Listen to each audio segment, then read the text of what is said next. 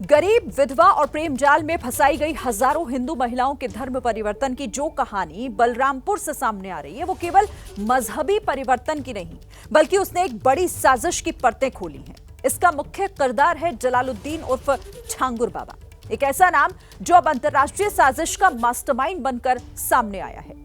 छांगुर बाबा ने जाति के आधार पर धर्मांतरण के लिए अलग अलग रेट लिस्ट तैयार की थी। उसका नेटवर्क इतना बड़ा है जिसका खुलासा अब धीरे धीरे हो रहा है। यानी जैसे जैसे ये जांच आगे बढ़ रही है, छांगुर को लेकर हैरान करने वाली बातें सामने आ रही हैं। छांगुर बाबा आर्थिक रूप से कमजोर, विधवा, गैर मजहब की लड़कियों को बहला फुसलाकर धर्म परिवर्तन करवाता था। इस काम के लिए वो मुस्लिम युवकों को पैसे दिया करता था। इसमें हर धर्म की लड़की के लिए धनराशि तय थी। छांगुर को लेकर खुलासे तो हर दिन हो ही रहे हैं। जो अब चीजें सामने आ रही हैं वो वाकई हैरान करती हैं। सबसे बड़ा खुलासा इसमें यह है कि छांगुर बाबा का पूरा गैंग धर्मांतरण के लिए कोड वर्ड का इस्तेमाल करता था। कोड वर्ड प्रोजेक्ट का मतलब था लड़कियां, मिट्टी पलटना मतलब धर्मांतरण कराना, काजल करना मतलब मानसिक रूप से प्रभावित करना, और दर्शन मतलब धर्मांतरण के लिए जो आते हैं उन्हें छांगुर बाबा से मिलवाना।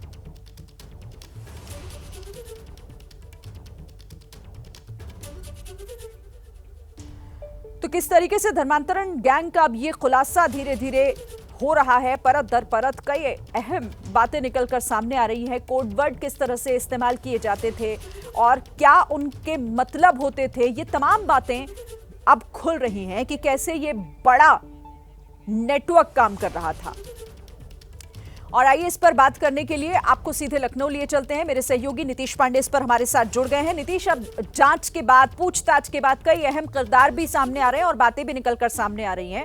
अभी तक इस जांच में और क्या चीजें खुलकर सामने आई हैं, क्या फिलहाल ताजा जानकारी इस पर?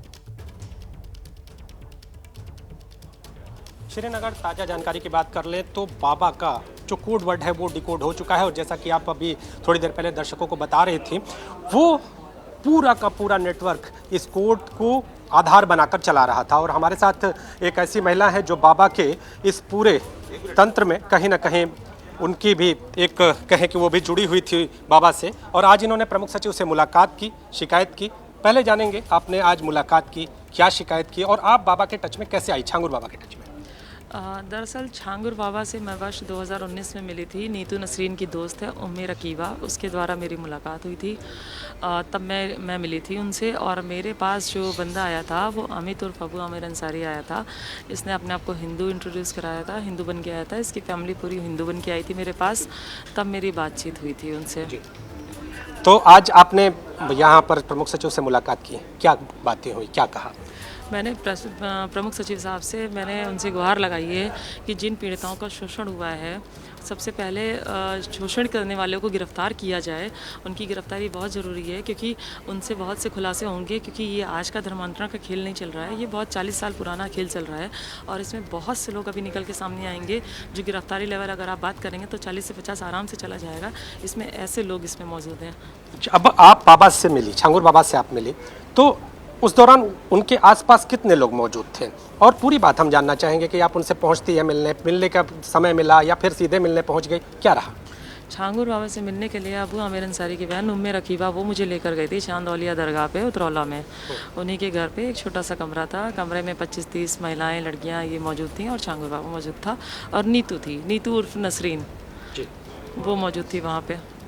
बाबा से क्या बात हुई? पहली बात अगर आपसे, तो आप जब आप उनसे मिली तो क्या बात की छांगुर बाबा से? जब मेरी मुलाकात हुई तो मेरी मुलाकात नीतू से पहले हुई। नीतू ने मुझे बताया कि वो किस तरह से, मतलब उसने अपना धर्म परिवर्तन किया है, कितनी खुशहाल ज़िंदगी जी रही है, और उसे बहुत आराम है, और बाबा को रूहानी ताकतें हैं, अल्लाह से सीधे से कनेक्शन है कि वो सबको ठीक कर देते हैं। नीतू की लड़की की तबीयत ख़राब थी तो वो सही हो गई थी। इस तरह से नीतू ने बात करी। फिर बाबा से मेरी बहुत ज़्यादा नहीं, बस बहुत बात हुई कि हिंदू धर्म में कुछ नहीं रखा है, बुत परस्ती वाला होता है, पत्थरों की पूजा करने से कुछ नहीं होता है, पत्थर के आगे माथा टेकने से कुछ नहीं होता है, ये इस धर्म में बहुत खुशहाली है, यहाँ कोई परेशान हाल नहीं होता है, सब एक दूसरे की आर्थिक रूप से मदद करते हैं, हिंदू समाज में कुछ नहीं होता है, कोई किसी के लिए कुछ नहीं करता है। बताया आपने कि रूहानी ताकतों का एक कहे कि उनके ऊपर बहुत उनकी ताकतें थी, उनके पास रूहानी ताकतें, तो क्या बाबा उस तरह की हरकतें भी करता था? ऐसी भी चीज़ें जब आप उनसे मिली, जो क्या रहा? जो अगर उनकी बॉडी लैंग्वेज की बात करें तो उस दौरान कुछ ऐसी चीज़ें आपने देखी, कैसे जाना आपने कि रूहानी ताकतें हैं उनके साथ? देखिए, मुझे नीतू ने बताया है, उम्मे रकीबा ने बताया है। मैंने उस तरह से उन्हें देखा नहीं है, लेकिन हाँ, वो दुआ करते हैं। दुआ मैंने देखी है कि दुआ किसी को कुछ मतलब पढ़ते हैं, पढ़ के फूंक देते हैं, इस तरह से वो कर रहे थे। पढ़ के फूंक दे रहे थे? हाँ। अच्छा, एक और चीज़ जानना चाहेंगे, आमतौर पे जो महिलाएं थी उनकी आर्थिक स्थिति क्या थी और आप उनसे जुड़ी तो उस वक्त क्या आपको कोई लाभ हुआ, लाभ समझ में आया या क्या रहा? दरअसल इसमें दो तरह का जाल में फंसाने का तरीका होता है। एक प्रेम जाल द्वारा, एक आर्थिक रूप से, दो तरीके से फंसाते हैं। और इनके गैंग के सक्रिय सदस्य होते हैं, वो काम करते हैं। ये खुद नहीं करते हैं, ये करवाते हैं काम को। जो इनके सक्रिय सदस्य होते हैं उनको ये कहते हैं तुम्हें ऐसे करना है, वैसे करना, जो भी उनसे बात होती है वो इंटरनल इस तरह से काम होता है। ये गैंग का सरगना है। सक्रिय सदस्य अभी भी बाहर घूम रहे हैं, आज भी वो अपने काम को अंजाम दे रहे हैं, आज भी वो अपना काम कर रहे हैं। आपके घर में कितने लोग थे? नहीं, मेरे घर से क्या ताल्लुक है इस चीज़ का? तो आपने चूंकि जिस तरह से उनका जुड़ाव था, तो आप फिर आपकी एक कहे कि अपनी मानसिक स्थिति क्या बनी मिलने के बाद? देखिए, मिलने के बाद बहुत मेरी अजीब सी स्थिति थी। मैं बहुत परेशान हुई, डिस्टर्ब हुई। फिर अबू आमिर की जो माँ है सईदा खातून, इन्होंने मुझसे कहा कि कोई कार्रवाई करोगी, अगर तुम एफआईआर दर्ज करोगे तो तुम्हारी बदनामी होगी, तुमको तुम्हारा ही समाज मतलब बदनाम कर देगा और बहिष्कार करेगा तुम्हारा, और कोई तुम्हारी सुनवाई नहीं होगी, परेशान हाल रहोगी। यहाँ पे रहोगी तो तुम अपनी आस्था के अनुसार रह सकती हो, तुम्हें कोई ज़ोर ज़बरदस्ती तुम्हारे साथ नहीं की जाएगी। यानी इस्लाम कबूल न करने पर धमकियों की भी बात आती थी, इस तरह से कहा जाता था कि भाई मानसिक तौर पे कि अगर ऐसा नहीं करते हो आप तो आप परेशान रहोगे। बिल्कुल बिल्कुल ऐसा होता था। और इनका काम ही है हिंदुस्तान को इस्लामिक राष्ट्र बनाने का। इनका मोटिव ही यही है। अगर आप बात करेंगे, अभी भी जनसंख्या नियंत्रण पे रोक के लिए कहा गया, हम दो हमारे दो, लेकिन इनका कहना है कि चूँकि ऑपरेशन में 3 से ज़्यादा बच्चे हो नहीं सकते, तो हम दो हमारे 3 पे चल रहे हैं। तो इसके अलावा अगर हम और भी चीज़ें जानना चाहें कि जैसे आप उनसे जुड़ी तो क्या कुछ पैसे वैसे भी उन्होंने कहे कि पैसे भी हम देंगे, या पैसे की बात कहाँ से? दरअसल मैंने बताया 2 तरह का खेल होता है। जो प्रेम जाल में फंसाते हैं उनसे तो पैसों की कोई बात नहीं होती है, और जो आर्थिक रूप से कमज़ोर वर्ग होता है उनसे पैसों की बात होती है कि हम लोग तुम्हारी मदद करेंगे, तुम्हें परेशान हाल नहीं रहने देंगे, तुम खुशहाल रहोगे यहाँ पे, इस तरह से उनको आश्वासन दिया जाता है। लेकिन अगर बात करें जो फ़ंड आता है, तो फ़ंड किसी पीड़िता को नहीं दिया जाता है। फ़ंड का जो रहता है वो गैंग के जो सक्रिय सदस्य हैं जो इस काम को अंजाम देते हैं उनको मिलता है। जैसे सपोज दैट कोई भी बीमार हाल या परेशान हाल, आर्थिक रूप से कमज़ोर उनके पास अगर चला गया, तो फट से वो उसको 1000, 2000, 500 रुपये जैसे जो हुआ तुरंत दे देते थे कि ये मदद दिखाने के लिए, देखो हम लोग तुम्हारी मदद करते हैं, जो कि तुम्हारे समाज में मदद नहीं की जाती है। एक और चीज़ जानना चाहेंगे कि जब आप कमरे में पहुंची तो उस दौरान बाबा के इर्द गिर्द कौन था? छांगुर बाबा के इर्द गिर्द कौन था? कितने लोग, अगर संख्या की बात करें तो दाहिने और बाएं तरफ कितनी संख्या थी? और बाबा का आसन लगा था या बाबा ज़मीन पे था, क्या था? बाबा का आसन लगा हुआ था। 25-30 महिलाएं, लड़कियां थीं उसमें, और नीतू नसरीन ही उनके बगल में थी, और बाकी लोग बाहर थे, मतलब जो आदमी थे जितने, बाकी बाहर घूम रहे थे। वहाँ पे सिर्फ अकेला बाबा ही था। एक और चीज़ कि जिस तरह से बाबा मोटिवेट करता था, बाबा बोलता था, उनके जो शागिर्द थे वो बोलते थे, तो कितने लोग आपके, अगर जिस तरह से उस पूरे कमरे की बात कर ले तो उसके अलावा कितने लोग लगभग संपर्क में अभी भी? देखिए, अगर बात करें तो हमारी तो हम नीतू को जानते हैं, नवीन को जानते हैं, बाबा को जानते हैं, उस गैंग में जो उतरौला में था। उसके अलावा बाकी जो अमित उर्फ अबू आमिर अंसारी हैं, इनका परिवार पूरा इस गैंग का सक्रिय सदस्य है। इनके परिवार द्वारा धर्मांतरण का काम बटा हुआ है सबका, दीनी शिक्षा दीक्षा करना, लड़कों का मैं आपके पास लौटूंगी। तो जिस तरीके से ये पीड़िता जो अपनी आप बीती भी बता रही हैं, और साथ ही ये भी बता रही हैं कि किस तरीके से छांगुर का ये पूरा साम्राज्य, पूरा नेटवर्क काम कर रहा था, कैसे वो महिलाओं को अपने जाल में फंसाने का काम किया करता था। लेकिन देखिए, अब कई अहम खुलासे इस तरह से भी हो रहे हैं कि नौकर एक सामने आया है, छांगुर का नौकर, जिसका ये कहना है कि बाबा ने उसे इस्लाम धर्म अपनाने के लिए 5 लाख नगद, एक मकान और मोटरसाइकिल देने का वादा किया था। छांगुर चाहता था कि वो सनातन धर्म छोड़कर इस्लाम धर्म अपना ले, लेकिन जब संचित ने लालच को ठुकरा दिया तो बाबा ने उसे धमकाना शुरू कर दिया।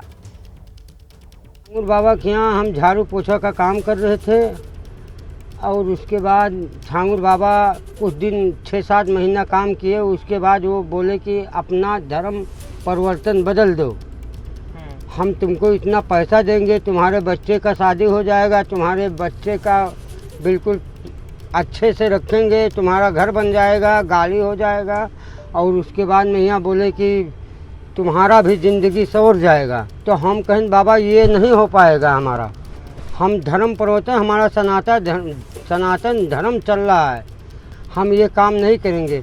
तो हमको बोले कि अगर नहीं करोगे, इतना इतना पैसा तुम्हारे पास हम खर्चा किए हैं, तो तुमको गोली से मार दिया जाएगा। छांगुर के धर्मांतरण गैंग को लेकर सीएम योगी ने बड़ा बयान दिया है। उन्होंने कहा है कि धर्मांतरण को लेकर कार्रवाई हो रही है। साथ ही उन्होंने बताया कि धर्मांतरण के लिए विदेश से पैसे आ रहे थे।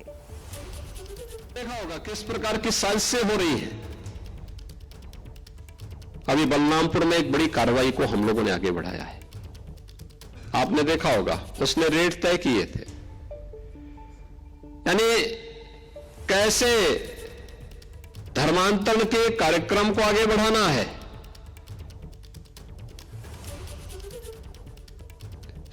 हिंदुओं में, ब्राह्मण में, क्षत्रिय में, सिखों में, अन्य ओबीसी जातियों में, अनुसूचित जाति जनजाति के लोगों को कैसे धर्मांतरित करना, सबके रेट उसने तय किए हुए थे। विदेशों से उसमें धनराशि आ रही थी। आप सोचिए 100 करोड़ से अधिक का ट्रांजैक्शन अब तक उसके 40 खातों में प्राप्त हुआ है और लगातार उस अभियान को आगे बढ़ाने का कार्य कर रहा था। एक लोग किस रूप में देश का स्वरूप बिगाड़ने का काम कर रहे हैं। परिस्थितियां बदली हैं, उद्देश्य उनका वही है जो उस समय था। हां, काम का तरीका उन्होंने बदला है और यह आयोजन हम सबको इस बात के लिए प्रेरणा दे रहा है कि जिस उद्देश्य से सिख गुरुओं ने अपना त्याग और बलिदान दिया था, सिख वीरों ने अपना बलिदान दिया था, अपनी शहादत दी थी, आज वर्तमान पीढ़ी को उस शहादत की परंपरा को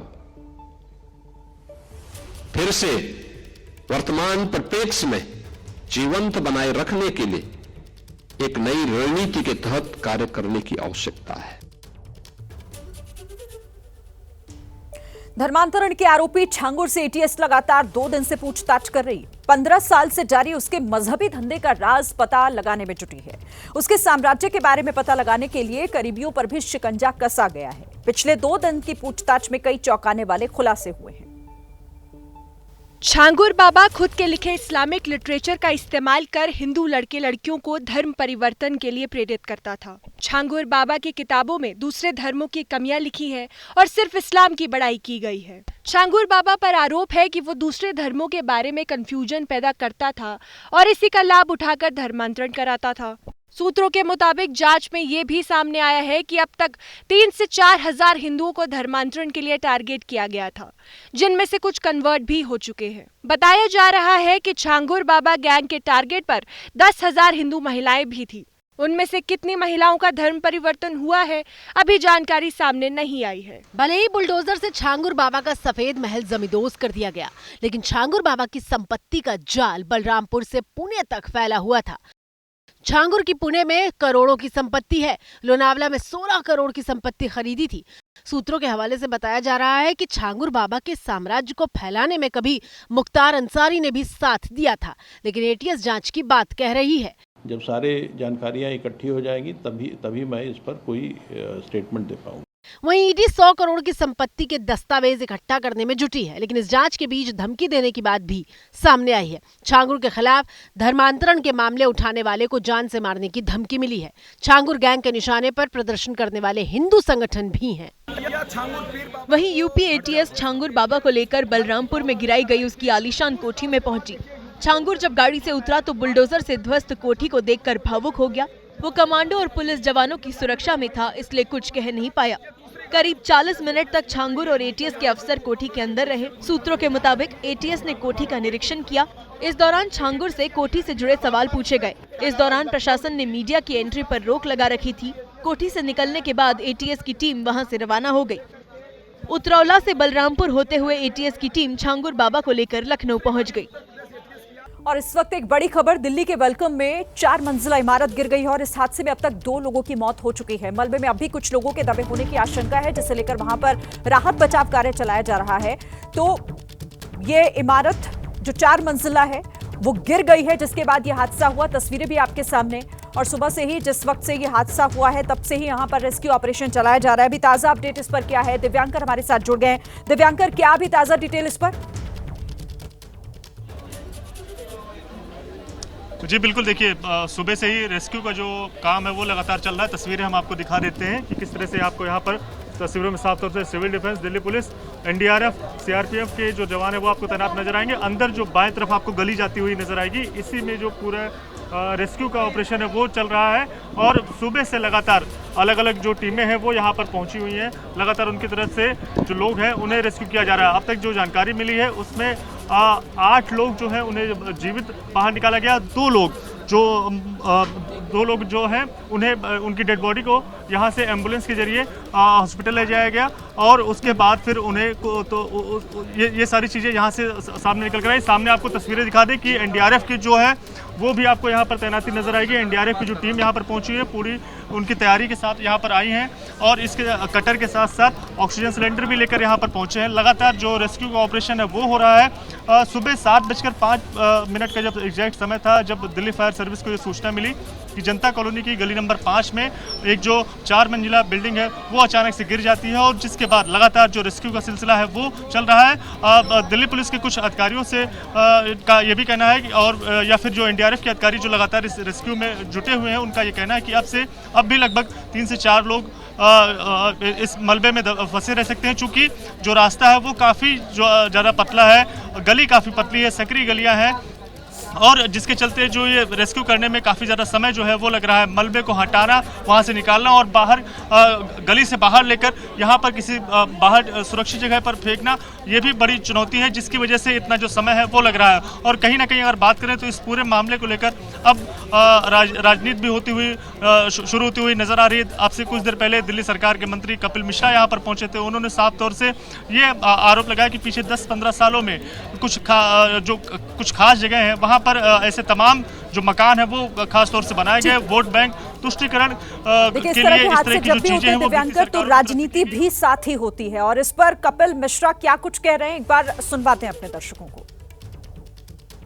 वो 1.5 फीट की गली है, राहत भी नहीं पहुंच सकती है, हाथों से मलबा निकालना पड़ रहा है। 2 लोगों की मृत्यु हो चुकी है, 4 लोग सुरक्षित निकाले गए हैं, 2-3 लोगों के अभी और मलबे में होने की आशंका है, लेकिन तेजी से नहीं निकाल पा रहे हैं। हाथों से उठा के एक लेबर मलबा निकाल पा रहा है और अगल बगल की बिल्डिंगें भी खाली करवा ली गई हैं, उनके ऊपर भी खतरा नजर आ रहा है। राधिका हत्याकांड से जुड़ी बड़ी खबर है। इस हत्याकांड में पिता दीपक यादव की कोर्ट में पेशी, 14 दिनों की न्यायिक हिरासत में भेजा गया दीपक यादव। ये इस वक्त की बड़ी खबर है। राधिका हत्याकांड में पिता दीपक यादव की कोर्ट में पेशी हुई और 14 दिनों की न्यायिक हिरासत में भेज दिया गया कि दीपक यादव को कल 1 दिन की रिमांड मिली थी और अब ये कहा जा रहा है 14 दिनों की न्यायिक हिरासत में भेज दिया गया। राधिका की मौत देश के लिए किसी सदमे से कम नहीं है। राधिका नेशनल लेवल की वो खिलाड़ी थी जो सिंगल्स और डबल्स मुकाबलों में कई बार देश का मान बढ़ा चुकी थी। ऐसे में बात समझ में नहीं आती जिसे आगे बढ़ाने के लिए पिता बचपन से ही हर तरह से सपोर्ट कर रहा था, उस बेटी की जान सिर्फ तानों की वजह से कैसे उसने ही ले ली।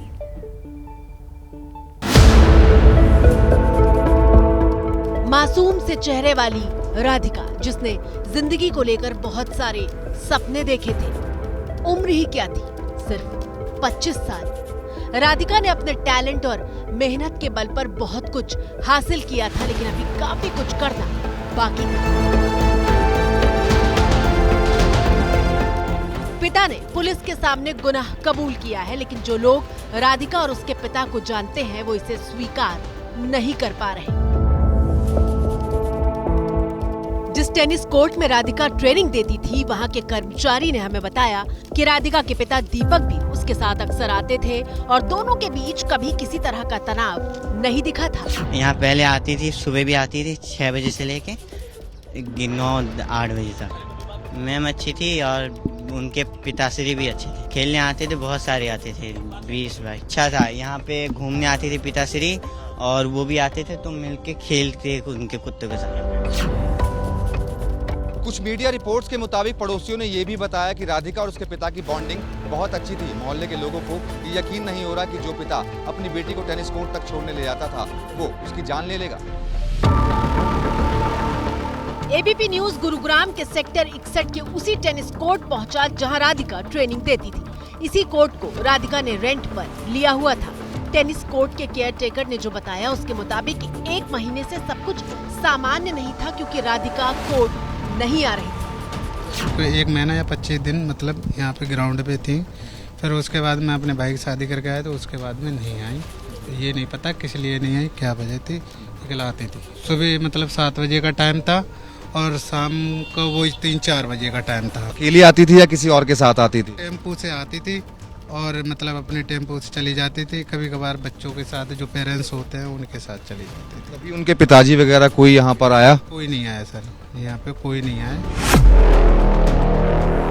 केयरटेकर ने इस कोर्ट पर राधिका के पिता को भी नहीं देखा था और ये बात बहुत ज्यादा खटकती है कि जो लड़की दिन में 2 बार नियम से कोर्ट आया करती थी, उसने अचानक से टेनिस कोर्ट आना क्यों छोड़ दिया था। कोर्ट उन्होंने किराए पे लिए हुए थे या फिर एक सिंगल कोर्ट लिया हुआ? तीनों कोर्ट थे, मतलब जो जितना बड़ा वो पूरा कोर्ट है, वो पूरा कोर्ट लिया था।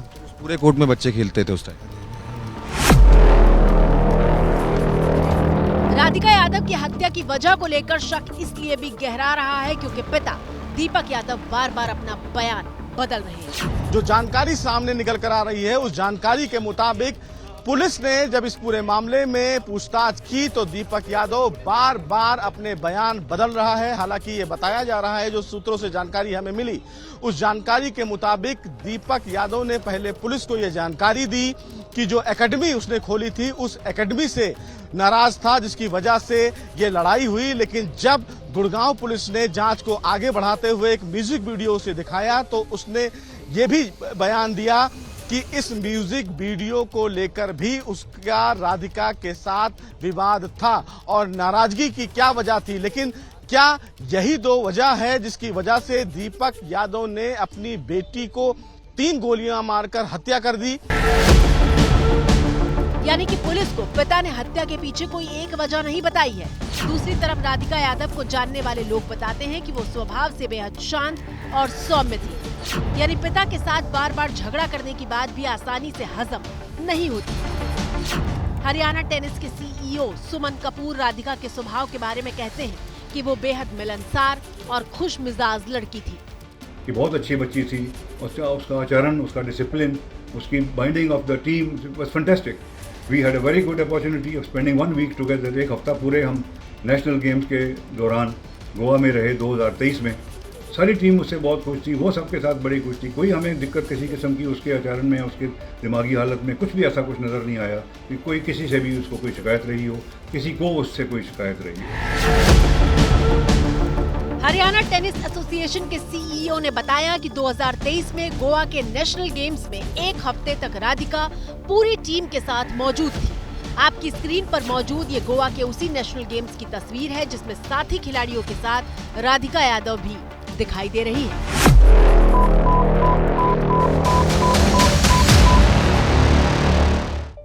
अब हम आपको दीपक यादव का पुलिस को दिया वो पहला बयान दिखाते हैं। आरोपी पिता ने पुलिस के सामने कहा, मेरी लड़की राधिका टेनिस की प्लेयर है और नेशनल तक खेली, काफी ट्रॉफी जीत कर लाई है।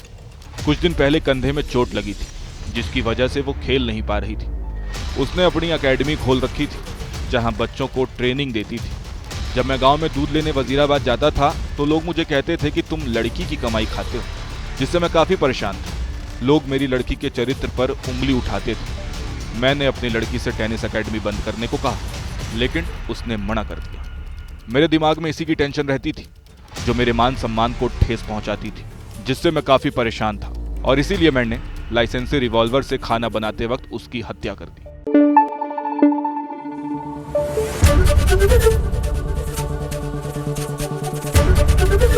एबीपी न्यूज आपको रखे आगे।